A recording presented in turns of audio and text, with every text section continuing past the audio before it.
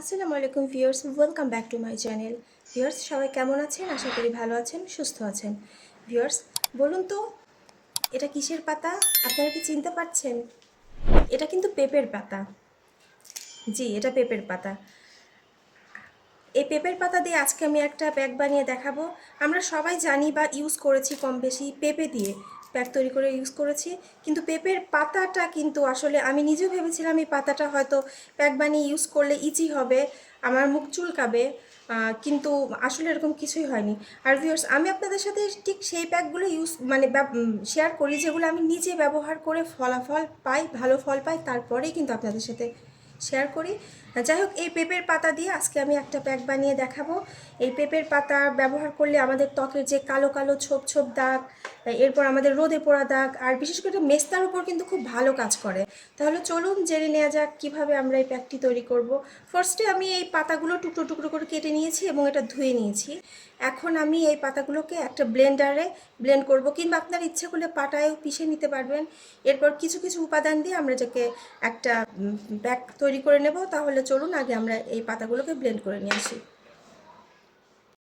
Viewers, দেখুন আমি এই পাতাটাকে ব্লেন্ড করে নিয়েছি। আমি একটু সামান্য পানি মিক্স করেছিলাম, এই যে অল্প, এই যে এরকম হয়েছে। এখন আমি এখানে নিয়েছি, একটা বাটিতে নিয়েছি টক দই। টক দইটা পানি ছড়িয়ে নিতে হবে। আমি পানি ছড়িয়ে নিয়েছি, চিপে নিয়েছি। আর এখানে আমি নিব এই যে পেঁপের পাতাটা নিচ্ছি, ব্লেন্ড করা পেঁপের পাতা আমি 3 চামচ পরিমাণে নিলাম। এখন আমি এখানে মিক্স করব বেসন। এই তো এখানে আমি বেসনটা মিক্স করব। বেসনটাও আমি 2-3 চামচ মিক্স করব, একটা থিক কনসিস্টেন্সি যাতে হয় আমার এরকম। এই যে বেসনটা মিক্স করেছি। তারপর আমি এখন নেব আর একটা উপাদান, সেটা হচ্ছে হানি, মধু। আমি এর আগে অনেকবার বলেছি যে আপনাদের কাছে যদি মধু না থাকে তাহলে আপনারা কিন্তু মধুর জায়গায় এভাবে আপনারা গ্লিসারিন ইউজ করতে পারেন। যাই হোক, আমি এখানে 1 চামচ পরিমাণ হানি অ্যাড করলাম।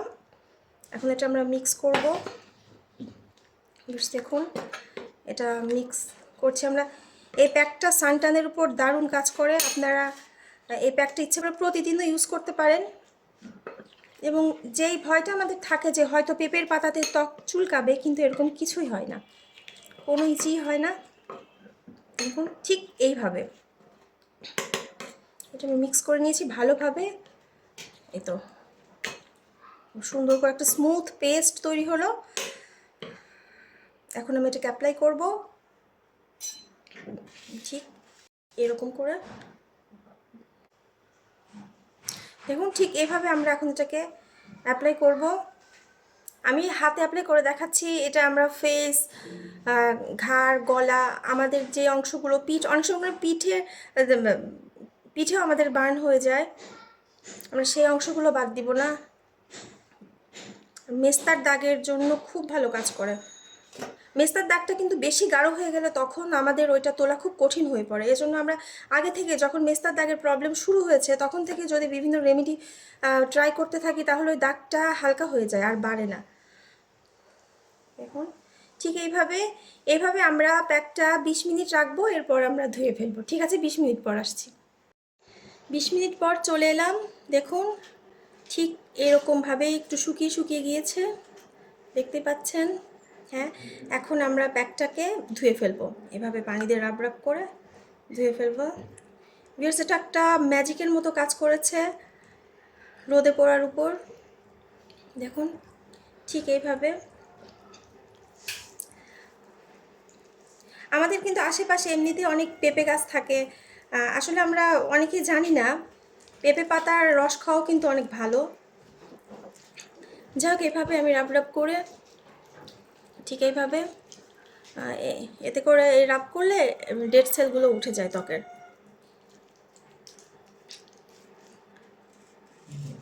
তারপর আমরা এটাকে ধুয়ে ফেলবো এইভাবে, একটা ঠান্ডা পানি দিয়ে সুন্দর করে আমরা ধুয়ে ফেলবো। দেখুন আমার হাতটা পুরো ধোয়া হয়ে গিয়েছে। কতটা গ্লোয়িং লাগছে দেখুন। আর তাহলে আমরা এই পেঁপে পাতার প্যাকটি ব্যবহার করার মাধ্যমে আমরা দাগমুক্ত সুন্দর ঝকঝকে ত্বক পেতে পারি। আর এই পেঁপে পাতার প্যাকটা কিন্তু শুধুমাত্র মেস্তা, কালো দাগ বা রোদে পোড়ার উপর কাজ করে না, এটা ব্রণের জন্য খুব কার্যকরী। এই প্যাকের রেসিপিটি ভালো লাগলে আজকেই তৈরি করে ফেলুন। আর আমার চ্যানেলটিকে সাবস্ক্রাইব করুন, লাইক দিন। সবাই ভালো থাকবেন। আসসালামু আলাইকুম।